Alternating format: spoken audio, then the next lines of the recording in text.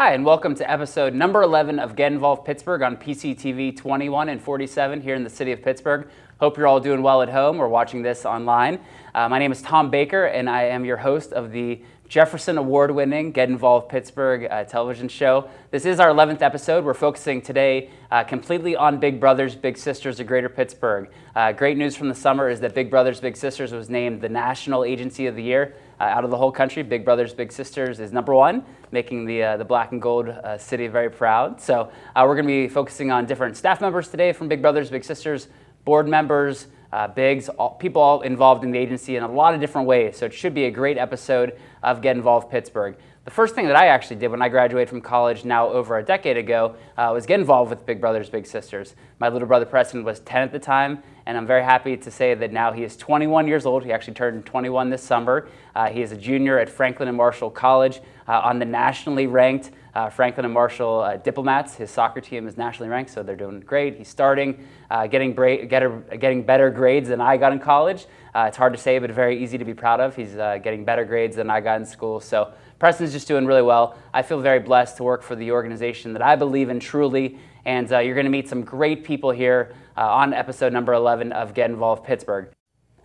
Our next guest on Get Involved Pittsburgh episode number 11 is Ned Shano. Ned has been a big brother with the agency for, I believe, a decade, right, Ned? Yeah, it's been a long time. That is impressive. That's a long time to be a big. How did you first decide to become a big brother with Big Brothers Big Sisters? Well, you know what, I was always involved in various organizations. I've been a Little League baseball coach for 10 years. I coached kids basketball for years. And really enjoyed those experiences, love working with kids, interacting with them, hopefully being a little bit of a role model for them. But what was missing is sort of that one-on-one relationship with kids. And hearing good things about Big Brothers Big Sisters, you know, just called up one day. And because I really wanted to make a difference in one person's life rather than a team. And so it's been a really wonderful experience, though. Now you're matched currently to Junior, or I guess he's going by his real name these days, Dennis, right? Dennis, yeah, right? He's getting older now. He's getting older. So, but he's your second little that you've had? Correct. Yeah. Okay. So I had a little brother for a few years, and he and his family actually moved to Virginia, unfortunately. Okay. So that match was closed, but Junior and I have been together for almost 7 years now. Yeah. And he is just a really wonderful, wonderful young man. I mean, everyone who comes in contact with him just... He's like joyful, yeah. He is. He's absolutely a joy to be around. Yeah. He's engaging. He loves people. He loves being in social environments. He's just a really special kid. So what are some of the things that you and Junior do when you're hanging out? I mean, the goal is always, you know, every other week, 3 to 5 hours. What are some of the things that you and Junior like to do when you're kind of just hanging out? Well, we do a little bit of everything. You know, we'll go bowling to the Arsenal Lanes in Lawrenceville. He loves to bowl, and he actually beat me the last time we bowled. Like for real beat you? He beat me. For real beat you. Okay, all right. I need to step up my game a little bit. What were these scores? Were they over 100? Well, I think they were in 2 digits. 2 digits. Okay, all right. So we won't make you say the number. We didn't crack the 100 barrier. You know, we shoot hoops. We go to a lot of games. You know, through Big Brothers Big Sisters does such a great program, offering tickets, you know, whether it's baseball tickets, football tickets, performance, theater tickets, those type of things. So we've taken advantage of all of those opportunities through Big Brothers Big Sisters. But, you know, some of the most enjoyable times is when we just, you know, he'll come over to my house and we'll make a lunch, or we'll go shopping at Giant Eagle, or, you know, we'll go ride around the park and play Frisbee. I mean, really sometimes the most basic, sort of simple activities can be the most enjoyable for him and for me as well. That's something, too, that we try to share at training, is that it's not always sandcastle. It's not always, you know, spending a lot of money at Dave & Buster's. Like, a lot of times it's the simple things that can really be the nice activities to do together. Oh, absolutely. I mean, and those are the times you really get to bond, you know, when you're just together doing sort of everyday things. You know, we just enjoy each other's company. We enjoy spending time. We went out just a few weeks ago for back to school shopping, wanted to take him to get some school supplies and those type of things. And afterward, we went to Eaton Park and had a hamburger. And at the end of the day, he said, you know, I think that was one of the most fun times we've ever had. Wow. You know, and it was just a really simple thing, and it makes you feel good. So he liked going back to school shopping? Well, yeah, we were getting fun stuff. So I think he did enjoy that. That's good. That's good. So for you, I know we shared Jimmy Wells' story earlier in the episode. you kind of a similar. I mean, you got involved as a big and have worked your way into being on the board of directors of Big Brothers Big Sisters in your 30s. So, what's your journey been? How did you for those out there that are in their 20s and 30s watching the show and saying, "I'd love to be on a board someday." How did you end up on the board of directors? Well, it's again, Big Brothers Big Sisters is just an organization I really, really believe in. The work you guys do on a day-to-day basis is just incredible. And after being a big brother for 6 or 7 years, I thought, well, how can I sort of take this to the next level? And I contacted the agency. I said, I'd like to, become a member of the board. And there was an interview process and so on.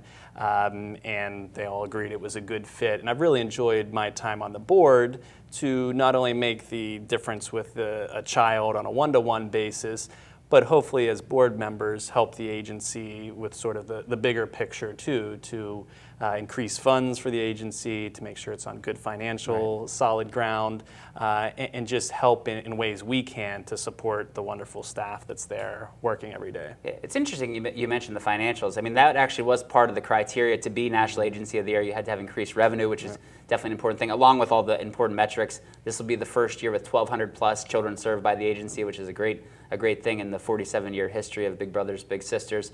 I want to focus a little bit about you, actually, Ned. So you're an interesting person here in the community. I think you have a job that would be, I think, really interesting to our viewers at home. You're director of communications at the Heinz History Center. Back in my big-time softball days, I had a teammate, Jeremy Krause, who I remember him pointing you out to me. You were playing first base against us, and he said, that guy has a neat job. You were the director of community. He was working with you a little bit through City Theater stuff. Tell us a little bit about Heinz History Center. How'd you end up working there? Sure. Well, I'm the director of communications at the Heinz History Center, as you mentioned. And I'm also the co-director of the Western Pennsylvania Sports Museum. And for those people who aren't familiar, the History Center is a very large history museum in the Strip District. And we focus on American history with a local connection in Western Pennsylvania. And it's a really great place. It's a real cultural amenity. Pittsburgh is blessed to have so many great cultural institutions, and certainly think the History Center and Sports Museum are one of those. We have a variety of exhibitions and public programs and do a lot of community outreach. We try to get people involved in the History Center. Pittsburgh is one of those cities that is blessed with just an incredible amount of local history. I mean, dating back to George Washington 250 years ago to the history that's being made here. And we try to really be the Pittsburgh place, the Pittsburgh proud place, that you can come here. If you're new to the city, come here and learn about the city.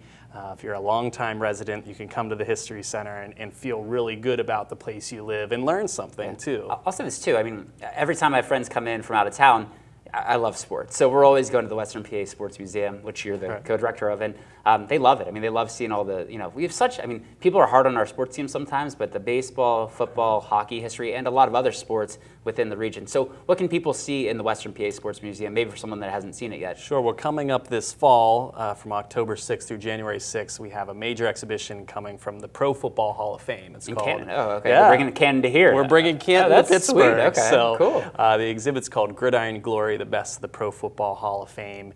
And it is going to be the top items from the Pro Football Hall of Fame's collection, dating back to even the days before the NFL. So 120 years ago, believe it or not, professional football actually started right here in Western Pennsylvania. I did not know that, actually.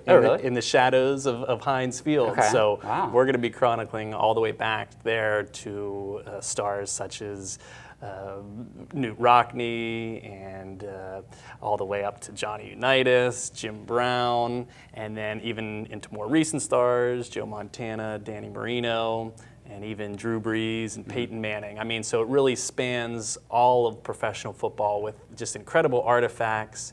We're going to have films from NFL films. Okay.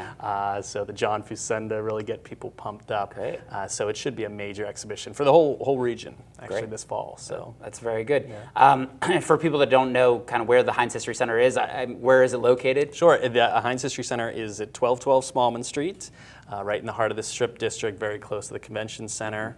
And we're open we're open 7 days a week, 10 a.m. to 5 p.m. So we encourage people to come down. Great, great. Well, I'm glad you got a chance to share a little bit about the Heinz History Center. Definitely a terrific place here in the region. Thinking back to Big Brothers Big Sisters, though, you've been involved for a decade. Have there been highlights of that last decade that, when you think about, the last 10 years of your life? You've been basically the whole decade. Right. What are some things that really stand out as highlights? Well, I think it, sort of in the broad term is just trying to influence one-on-one a child who's a great kid, and I think he has everything he needs to succeed, and hopefully I can be a little bit of a role model, and more so a friend. I know a lot of people say, well, I'd like to get involved in Big Brothers Big Sisters, but I'm a little concerned about the time commitment, maybe. And I try to stress to people that really it doesn't take a lot of time. It's 1 or 2 weekend days a month. And other people say, well, I'm not ready to be a father or a parent. I don't want to be a parent to a child that I really don't know. And I encourage them that, hey, it's really just about being a friend to a child. Just showing up, cheering them on a little bit, who needs a friend, and you're going to get just as much out of it as the little brother. I mean, some of the fun things we've done events with the Pirates and the Penguins and their suites. I mean, just really fantastic opportunities that I know when I was a kid, I never had that opportunity to do, and to see the look on these kids, 7-year-old, 10-year-old, 12-year-old kid is pretty awesome to see how much they enjoy the program. I think that a good point that you made, Ned, too, is just part of being there, showing up. I sometimes share the story about my mom. I had a mom that was very involved in my life. My dad passed away when he was very young. And my mom stepped up to the plate, literally, became a Little League coach, a Pony League coach, a Colt League coach. Now, I was not particularly fast in high school, but I ran cross country for 3 years. And every race, I would finish in like 23, 24. I'm sure you would have been much faster. But every race, my mom would come with a cherry slush puppy and just say that she was proud of me for finishing. That's what Big Brothers Big Sisters is all about, right? I mean, just being there to cheer on our littles, being there as somebody who's clapping for them in the back of the room, waving to them. That's really, I think, a chunk of what we do at Big Brothers Big Sisters. We're cheerleaders in some way, in a positive way, right? Absolutely, and it's just being a positive influence in their life. If they're having issues, they can talk to you. If they're having good days or bad days, someone that they can reach out to that's not their parents, or not their family members. It's not their teachers. You're just a friend. You're an older friend who hopefully has additional experience that you can shed some light on it and help them through, help them through the rough times, and hopefully be there and encourage them through the good times as well. And I know you've been a great member of the Male Recruitment Advisory Board. You recruited recently Brady Smith, one of your coworkers, who's been a fantastic big so far to Xavier. He's just a really nice. Your friend Brady is a very nice guy, and doing a good job. When you said recruiting people to be involved in the agency, and you talked about some of the reasons why maybe guys decide not to get involved, when talking to Brady, when you were sharing with him, what are some of the things you told him? Like, why should he get involved with Big Brothers Big Sisters? Well, I say Big Brothers Big Sisters encourages sort of the next generation. So if you want to make the place where you live in Western Pennsylvania a better place, it's important that the next generation, they have the tools they need to make it a good place to live as well. So, I tell people just get involved, because you will be making a difference in a kid's life. It doesn't take much time. It really doesn't take much money, but I can guarantee that the experiences that you provide will last a lifetime for that child, and you'll enjoy it too. You'll have fun. You get to act like a kid when you're a big brother. Why not? I mean, it takes you back to when you were 12 years old too. That's awesome. Well, thanks, Ned. That was great. Thank you so much for being on the show. That was Ned Shano, our final guest here on episode number 11 of Get Involved Pittsburgh on PCTV. Hope you learned a lot about the agency of the year, Big Brothers Big Sisters of Greater Pittsburgh. A lot of ways to start something with BBBS, through being a big, through enrolling your children in the program. There's just a lot of ways to make a difference within the agency of the year. So that's we're going to sign off pretty soon for Get Involved Pittsburgh episode number 11. We hope that you enjoyed the show. Episode 12 will be coming out in a few weeks. That's about being empowered in Pittsburgh. We're going to have great guests on that show as well. I want to thank all 5 of my guests for this episode: Lauren Etling, Gina Carl, Mike Gorham, Jimmy Wells, and Ned Shano for being on the episode. I think what they really shared is that there's really no reason to be bored in Pittsburgh. There's always something to do. Always children that need our help, need our support, need our guidance. And being that friend, it's not being everything to them. You're not saving a child through big brothers, big sisters. You're making a difference. You're showing care, consistency, and concern. That's really what BVS is all about. And we need you, everyone that's watching there at home. We need you to step up and start something with Big Brothers Big Sisters. Again, my name's Tom Baker. It's a pleasure to be your host on Get Involved Pittsburgh. We'll see you in a couple weeks again, but we hope that you enjoyed the show, and we hope that you're ready to start something with Big Brothers Big Sisters. Thanks so much for